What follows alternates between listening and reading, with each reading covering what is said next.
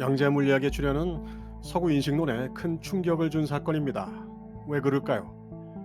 관찰과 측정, 가설과 증명은 서구 근대 철학의 인식론적 문제를 해결한 과학적 방법론이었습니다. 세상은 명확하게 파악될 수 있는 것이며 인간의 인지 능력 밖에 있는 것들조차 적절한 이론을 세우고 실험을 통해 결과를 입증하는 방법으로 인식할 수 있게 되었습니다. 보이지 않는 세계까지 모습을 그려내고 법칙을 찾아내고 원리를 이용해 기술 혁명을 일으키던 근대 과학은 서구적 근대 사회의 토대이자 기둥이자 지붕이었습니다. 이성과 경험을 종합해 전 세계를 지배하는 힘을 가지게 해준 신이었습니다. 그런데 양자 물리학은 여기에 큰 의문을 던집니다. 우리는 과연 세계를 정확히 인식할 수 있는가? 특히 인식론적 영역에서 이 물음은 크나큰 충격이었습니다. 빛은 파동인가 입자인가? 그것은 우리가 어떤 의도를 가지고 어떻게 관찰하느냐에 따라 달라진다. 이 한마디 결론에 서구적 합리주의는 무너집니다. 관찰자의 의도에 따라 변하는 세상을 어떻게 논리로 확정할 수 있겠습니까? 이것은 단순히 아원자세에 우리가 알 수 없는 그 무엇이 있다는 의미가 아닌 것입니다.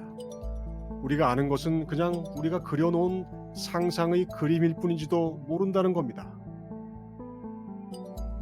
위치와 속도를 동시에 측정할 수 없는 입자나 거리와 상관없이 즉각 반응하는 양자 얽힘 같은 이해하기 힘든 현상 앞에서 근대적 서구과학의 인식론은 전혀 아무런 대책이 있을 수 없었습니다.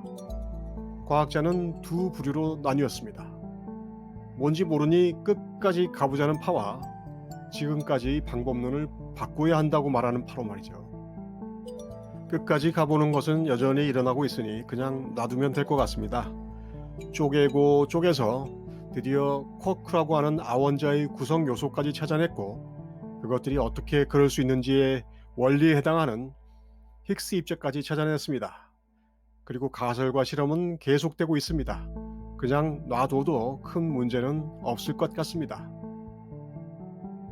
우리가 주목하는 후자들은 이제 관심을 물질이 아닌 의식으로 돌리기 시작했습니다. 최소한 양자 물리학자들은 우리 세상이 사람의 의식이 개입된 결과라는 것에는 동의하는 것 같습니다. 닐스 보어는 말합니다.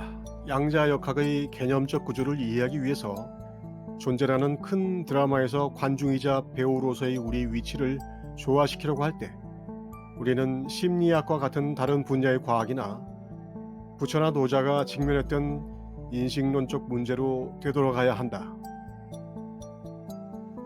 이런 양자 물리학의 주장이자 입장에 대해 아인슈타인은 그 유명한 질문을 한 적이 있습니다. 보는 사람이 없으면 달이 거기에 존재하지 않는단 말인가? 그는 사실상 양자 물리학을 창시한 시조였지만 과학의 논리 패러다임이 흔들리는 것은 찬성하지 않았죠. 과학 이론이라면 사물의 위치와 속도를 예측할 수 있어야 하며 측정과 상관없이 물리적인 존재는 확실해야 했습니다.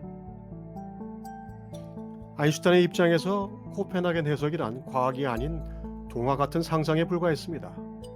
하지만 치열한 논쟁의 끝은 아인슈타인의 패배였죠.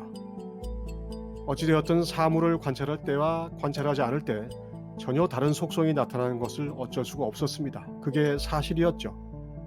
아인슈타인은 끝까지 그런 이상한 현상을 설명할 법칙과 이론이 나타날 것이라고 믿었습니다.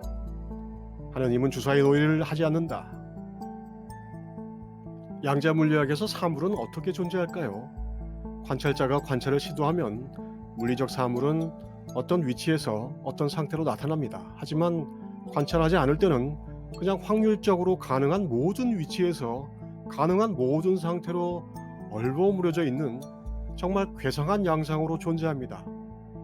중첩된 일종의 구름 같은 상태로 있다는 겁니다. 이게 있는 것이 맞을까요? 이렇게 진도를 나가다 보니 어쩌면 우리가 보는 것은 우리 마음이 그렇게 보고 싶은 그런 것일지도 모른다는 생각이 미칩니다. 과학이라는 관점에서 이것은 도저히 허용될 수 없는 과학의 선을 넘는 생각입니다. 당연히 이것을 과학이라고 할 수 없으니 이런 말을 하는 과학자는 과학자가 아니게 됩니다. 양자 물리학자들은 이론이 아닌 개인적인 견해로 그런 이야기들을 합니다. 그들이 심리학자나 종교인이 아니지만 그들의 발언이 과학 잡지가 아니라 명상서적에 나타나는 이유입니다.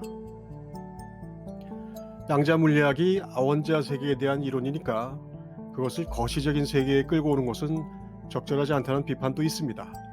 하지만 양자 물리학이 밝혀낸 것만으로도 거시 세계를 설명하는 뉴턴 물리학은 사실이 아니라 오차가 좀 적은 묘사에 불과한 것이 되어버렸습니다. 그런 그럴듯한 설명을 현실이라고 믿는 것은 좀 이상하지 않나요? 거시 세계라니 진짜 같아 보이는 오차가 적은 세상 말입니까? 뉴턴 물리학은 사실상 이것저것을 다 합쳐서 평균을 낸 점수에 불과합니다. 30명의 학생들이 속한 학급의 평균 점수만으로 그 학급의 학습 수준과 내용을 이해했다고 생각할 수 있을까요? 30명의 아이들이 가진 성격과 능력과 가치를 알 수 있을까요? 평균 점수가 사실에 가깝습니까? 한 명 한 명 아이들이 가진 능력과 가능성이 사실에 가깝습니까? 이래도 거시 세계가 더욱 사실적이고 미시 세계는 이해하기 어렵다고 할 수 있을까요? 거시 세계에 대한 우리 이해는 사실일까요? 최근 들어서는 이런 구분을 허무는 실험들도 이루어집니다. 이중 슬릿 실험이 아원자 입자 수준이 아니라 분자 수준에서도 이루어졌고 거기서도 관찰에 따라 파동과 입자를 왔다 갔다 하는 물질의 성질이 관찰된 것입니다.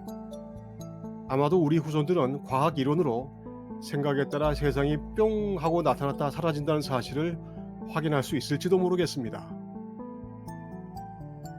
데이비드 봄은 과학의 대상을 드디어 의식으로 옮겨옵니다. 그는 실제와 의식의 본질을 하나의 전체로 이해하고자 합니다. 그것을 통합해 하나의 전체로 의식과 실제를 이해하려고 하자 그는 의식에서 나타나는 질서가 물질의 질서와 다른 것이 아니라는 결론에 이릅니다. 그는 말합니다. 둘은 원래 단일한 전체 질서에서 갈라져 나온 서로 다른 측면이다. 이렇게 해서 양자역학의 원리는 유식 불교의 원리와 아주 가깝게 만나는 듯합니다. 의식을 말하는 양자 물리학자들의 의견을 그대로 불교의 이론으로 옮기면 마치 아르야식이 변해 현해화된 주체의 인식작용과 대상인 세상이 보는 자와 보이는 것으로 나타났을 뿐 실제로는 모두 같은 의식이라는 것처럼 들립니다. 의식과 상관없이 독자적으로 존재하는 사물은 없다는 겁니다.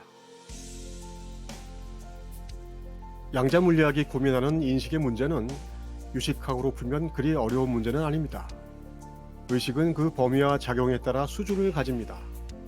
제8 아르야식에서 풀리는 문제를 제6의식에서 풀 수는 없습니다. 그러나 과학의 방법론을 적용해야 하는 물리학이 깨달음의 의식 수준을 넘나들 수는 없습니다. 결국 과학은 그 한계에 부딪히고 맙니다. 과학을 버릴 필요는 없지만 그것으로 파악할 수 있는 범위와 수준은 분명히 한계가 있다는 것을 이해할 필요가 있습니다. 이것은 마치 문자로 된 경전으로 깨달음을 설명하는 것과 비슷합니다. 직접적인 알물, 이원적 언어의 테두리에서 전달하기 어려운 것처럼 과학도 철저하게 이원적 틀을 가지고 있다는 사실을 우리는 이해해야 합니다. 과학은 현대인들의 공통 종교이기도 합니다. 하지만 이런 한계를 넘는 시도는 계속되고 있습니다. 데이비드 봄은 양자 포텐셜 이론을 통해 의식이 있는 양자장이 전체성이며 숨어있는 변수들에 의거해 물리적 우주가 출현한다라는 생각을 꺼내들게 이릅니다. 물론 이 생각은 많은 물리학자들에게 배척받았지만 문제는 실제로 실험을 해보니 이렇게 돌아가더라는 겁니다. 놀라운 발견이었습니다. 봄의 생각은 전체로서의 우주가 펼쳐져 드러나는 과정입니다. 도대체 어떻게 파동도 되었다가 입자도 되는지에 대한 설명이 가능해졌다는 겁니다.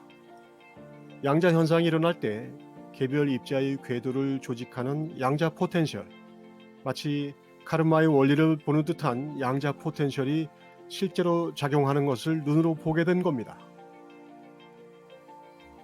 비국소성, 즉 양자 차원에서 우주 전체의 정보가 보이지 않게 연결되어 있습니다. 우리는 숨은 변수의 내용을 알 수 없겠지만 양자장의 존재를 증명하는 곳까지는 도달한 것이죠. 양자 얽힘이 이상한 현상이 아니라 존재계의 일반 법칙이라는 걸 알게 된 겁니다. 모든 것은 연결되어 있습니다. 그리고 그 전체성의 작용으로 존재가 일어나는 모델을 그릴 수 있게 된 것입니다. 과학자인 데이드 봄이 하는 이야기가 마치 종교인이자 선승의 말처럼 들리는 것은 저만이 아닐 겁니다. 우리는 의식으로 전체와 내적으로 연결되어 있습니다. 우리는 무엇을 받아들일 때 전체를 받아들이는 것이고 어떤 행동을 할 때도 전체를 향해 행동하는 것입니다. 그리고 우리가 우리 안으로 받아들인 것이 우리가 어떤 존재가 되는지를 결정합니다. 아르야식이 하나의 감각으로 드러나는 과정은 매 순간입니다. 당신이 무언가를 집어들 때 느끼는 그 촉감에는 전 우주가 관여하고 있습니다. 이것이 최신의 양자 물리학이 내린 결론입니다.